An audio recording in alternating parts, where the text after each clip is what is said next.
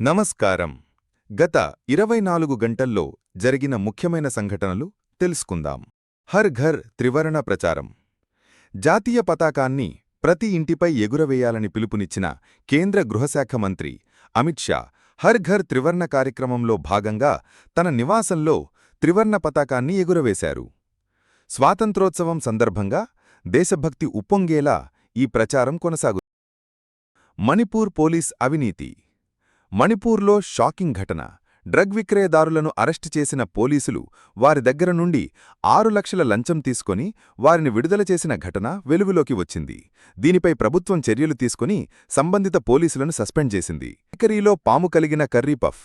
తెలంగాణ మహబూబ్ నగర్లో కలకలం. ఒక మహిళ కర్రీ పఫ్ తింటుండగా అందులో పాము ముక్క కనిపించడంతో షాక్ అయింది. దీనిపై బేకరీ యజమానిపై ఫిర్యాదు నమోదైంది.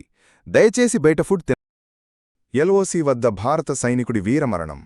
పాకిస్తాన్ ఉగ్రవాదుల దాడిని ఎదుర్కొంటూ ఎల్ఓసి వద్ద జరిగిన కాల్పుల్లో ఒక భారత సైనికుడు వీరమరణం పొందారు. సైబర్ భద్రత. ఏఐ ప్రభావం. జనరేటివ్ ఏఐ పెరుగుదలతో సైబర్ దాడులు మరింత కఠినమవుతున్నాయని నిపుణులు హెచ్చరిస్తున్నారు. బ్లాక్ హ్యాట్ కాన్ఫరెన్స్లో మైక్రోసాఫ్ట్, ట్రెండ్ మైక్రో వంటి కంపెనీలు కొత్త భద్రతా సాధనాలను విడుదల చేశాయి. గాల్ఫ్లో Patrick Cantlay target.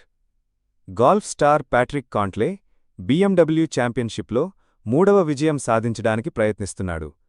FedEx cup ప్లేఆఫ్స్లో అతని ప్రదర్శనపై క్రీడాభిమానులు ఆసక్తిగా ఉన్నారు.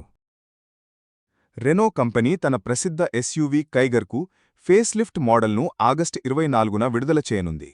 కొత్త ఇంటీరియర్, పవర్ఫుల్ ఇంజిన్తో ఈ వాహనం ఆకట్టుకొనుంది. మరిన్ని న్యూస్ అప్డేట్ కోసం సబ్స్క్రైబ్ చేయండి.